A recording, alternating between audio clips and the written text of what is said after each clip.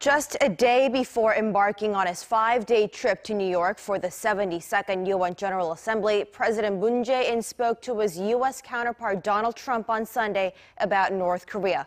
It was the 5th phone call between the two leaders and the first upon Washington's request, indicating just how dire the North Korea situation is following its continual provocations, including its latest test fire of a ballistic missile test this Friday. Our Hwang Hojun starts us off. In their phone call on Sunday, Presidents Moon and Trump agreed to thoroughly implement the UN Security Council resolutions against Pyongyang, warning the regime that its provocations will only lead to its demise. The two leaders agreed to further strengthen the close cooperation between South Korea and the U.S. and to continue to impose stronger and more effective sanctions and pressure on North Korea. Through this, they'll get the regime to realize that its continued provocations will only cause economic and diplomatic isolation and put the regime on a path to collapse. Sunday's phone call was the second of its kind this month, and it comes after Pyongyang launched on Friday what appeared to be an intermediate-range ballistic missile that flew over Japan.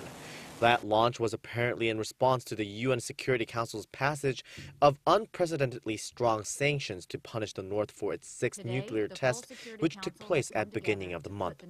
According to the Blue House, President Moon underscored to President Trump the importance of enhancing South Korea's own defense capabilities, along with those of the joint forces of Seoul and Washington.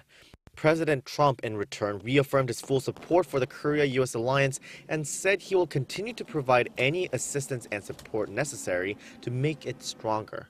The two leaders agreed to continue their discussion when they meet in New York for the 72nd UN General Assembly later this week. President Moon will fly out to the U.S. on Monday. The South Korean leader will hold a trilateral summit on Thursday with his U.S. and Japanese counterparts, Donald Trump and Shinzo Abe. The meeting will happen during a lunch hosted by President Trump. According to senior Blue House officials, a bilateral summit between Presidents Moon and Trump is also being considered. The officials also said Seoul and Washington have discussed a possible visit by President Trump to South Korea in November. Hwang Hojun, Arirang News.